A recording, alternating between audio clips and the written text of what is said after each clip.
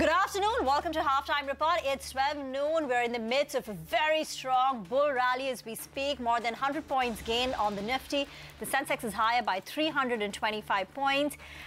If you look at the individual constituents, it's oil marketing companies which are rallying very hard. Banks are moving in step with the frontliners. You've got gains in other names like in the power group like NTPC, Power Grid, Coal India, so a couple of PSUs as well. Throw that in. So this is quite a heady cocktail, that you can see on your screen. The advanced decline ratio is positive at 3 stocks in the green for 1 in the red. So we're at 2019 high. The mid-cap outperformance continues yet another day. The mid-cap index is higher by 1.7%. Hi, Surabhi. We woke up thinking that, there's going to be some global growth pangs on the global markets. That's not really visible. I think everybody's just thinking elections right now in this market and what lies ahead and the turn of events in the last couple of weeks. And it's really up and away. I just want to put some data points before we hit the headlines. It's a very strong day. We are not only looking at 2019 highs for this market today, we're looking at the highest level since September of last year. So the market has taken out the congestion zone, so to speak. And as of now, it is really attempting those tops. What's also heartening is at this time, this rally has been all about mid caps and small caps. So take a look for the year and for the month, how we stack up. Nifty up about 2.5% for the year. And it's up over 3% in just March alone, and we haven't even hit the middle of March as yet. And the mid-cap rally, the small-cap rally is really the one that's stood out, and it's been shining through. Mid-cap index up about 5.5% in March. The small-cap index is up almost 9% in March. That's been the extent of the rally. Even today, look at the breadth. Look at the way broader markets are doing. It's just the IT space where there's a bit of a cool-off. There's some profit taking on the Nifty stocks. Otherwise, the rest of the Nifty pack is firing away. Mid-caps are firing away. So there's plenty of bullishness out there. It is noon. It's a good idea to now take stock of the situation and see if we're going to build on these moves, this momentum or not. Let's get started with the headlines. The market breaks out of a 3-month range to trade at 2019 highs, backed by strong global flows. Public sector stocks lead the charge. Key indices rise nearly 1% each. The mid-cap party continues with the index outperforming the key indices to gain nearly 2%. Advanced declines hugely in favor of the advances. Big gainers include Motherson Sumi and United Spirits. The currency market charges ahead as the rupee is strong on FII flows, keeps IT stocks low. Bonds trade higher, pushing up public sector banks. State Bank of India surges as the bank leads the way for rate transmission. Starting May 1st, SBI to link savings bank deposit and short-term loans to external benchmark rates. Jet Airways gains as CNBC-TV18 learns that the Etihad board is set to meet today to discuss Jet's revival plan. The board is likely to take the final decision on fund infusion today.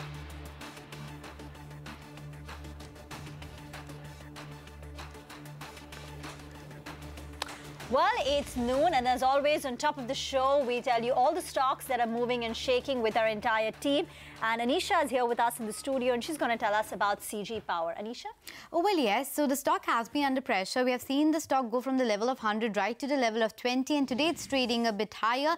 Now, over the weekend, we got 3-4 news pieces, which prima facie looked a tad bit negative. So the first news piece is that the CFO of the company has resigned due to personal reasons. He will stay at the helm till 30th June 2019 to manage the succession, but then he's exiting the management team. Moving on to the second negative news, wherein a lot of the discontinuing operations of businesses have been brought in as continuing operations. Now remember, these are loss-making international businesses, and this, the company says, will add around 200 crores to the company's depreciation, and that means a negative impact when it comes to the company's bottom line. The third news piece is regarding invocation of pledge, which has been done by a debenture trustee, which manages the pledge which KKR has, and they have invoked around 10.8% pledge equity shares. Now, what is the read-through and why the stock is off days low? Well, first up, a new person is coming as as an independent director, and the name is NK Sheshadri, now he's known to turn around the businesses. Now he's earlier worked with KKR themselves and had worked on turning around both operationally as well as financially a lot of companies.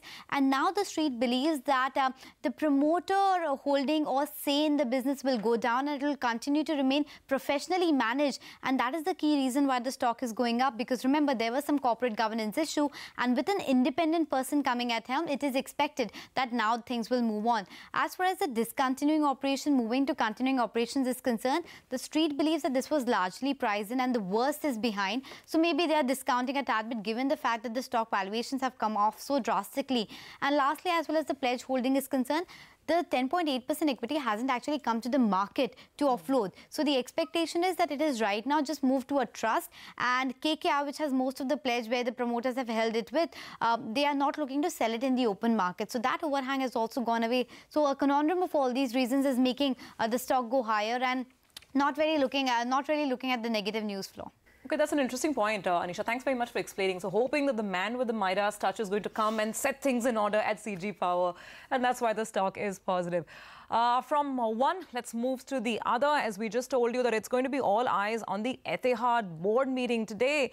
Will Jet get the money or not? Ritu is going to be tracking this high-profile event. Ritu, the wait, I mean, will it finally come to some kind of a fruition today? I wish I knew the answers, and the bankers are also very keenly awaiting the outcome of that board meeting, because several developments have actually taken place since the last lenders meeting with Etihad and Jet Airways, where we're given to understand Etihad had promised an infusion of about $100 million. But since then, SEBI has made it very clear that there will be no exemptions given to anyone other than lenders outside of NCLT from making open offers. So if Etihad's stake exceeds 25%, they will have to make an open offer, something that we understand Etihad is unwilling to commit to. Now, banks had proposed that Etihad take its stake up to 45%, but we're given to understand that Etihad wants to retain it below 25% at about 24.5%. Do remember, under the bank-led resolution plan, fund infusion from Etihad is critical for the revival plan of the company to really proceed. Once the lenders convert debt into equity, the shareholding pattern will immediately change such that, the lenders control about 51%, the banks, the banks control about 51%, Naresh Goyal's stake halves to about 25.5%, and Etihad's to about 12%. This, after participation rights issue, Etihad may take it up to 24.5%. NIIF is also likely to come in, backed by Ardia, and will pick up about 19.5% stake as per the latest talks. The lenders will bring down their stake from 51 to about 32%, and Naresh Goyal will retain it at around 20% with no board control. Now, these are the discussions that are underway. What Etihad decides to do in terms of infusing capital will be critical, because banks have made it very clear until Etihad and Naresh Goyal bring in money, banks will not put in any further loans. Very, very crucial meet coming up for Jet Airways. Ritu, do we have any idea what time the Etihad board meet starts and when we should expect the outcome? Well, in the second half of the day is what we're given to understand, but no clarity on exactly when the board meeting will It could be a long, drawn-out board meet as well. Thanks so much for joining in. Let's move on to the other big story in the banking pack. State Bank of India is higher in trade as the bank has led the way for rate transmission. Starting May 1st, SBI to link its savings bank deposit and the short-term loans to external benchmark rates. Here's a word from P.K. Gupta, the MD of the bank. Our total loans which will get linked to this is approximately 20%. And on a rough basis, I think in terms of a net interest margin for the banks, the way we have done is it's almost neutral. There is not much impact on the bank's balance sheet on either way.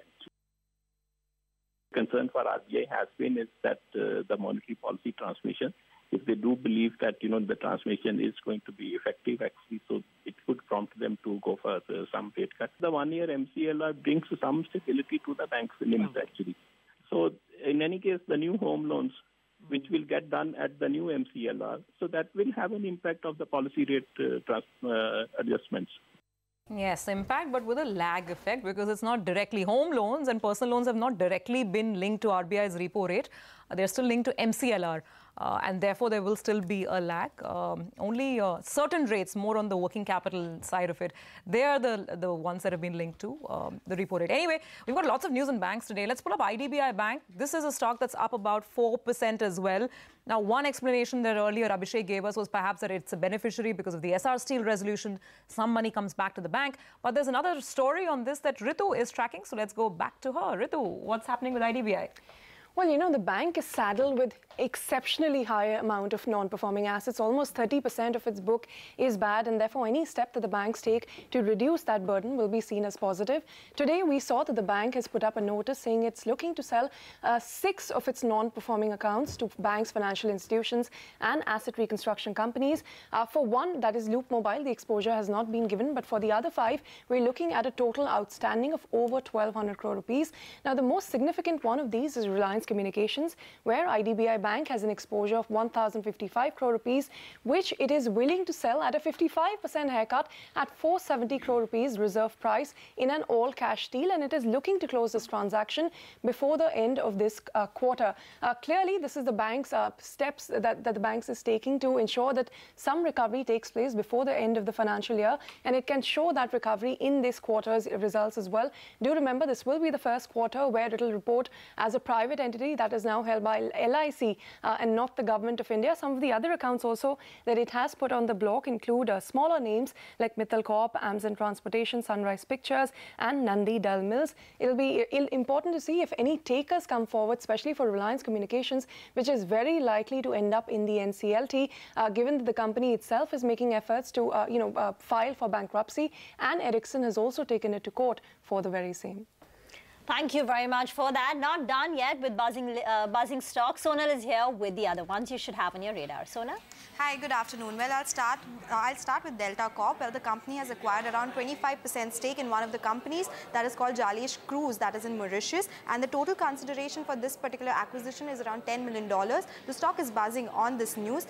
The other stock that I'm looking out for is Oil India, because the company has won 2 blocks in DSF round 2 bidding, and DSF stands for Discovered Small Fields. And remember, after this win, this will be Oil India's first ever foray in the northeastern state of Tripura and also into the KG offshore. The other stock that I'm watching out for is Goa Carbon, because the production numbers look very good on a YY basis. Even the value has increased considerably on a YY basis. The production has come in at 18,000 tons. That is a jump on a month-on-month and on a YY basis. However, the value at 47 crore rupees is a decline on a sequential basis. However, it is a huge jump on a YY basis. GMR has received the formal letter of award for the Nagpur airport, so that is why the stock is buzzing in trade today. And lastly, Dilip Bilcon, the company has won an order of around 480 crore rupees from the NHAI, and that's why the stock is surging in trade today. In fact, we also spoke to Dilip Bilcon's management today. Let's hear out what they had to say.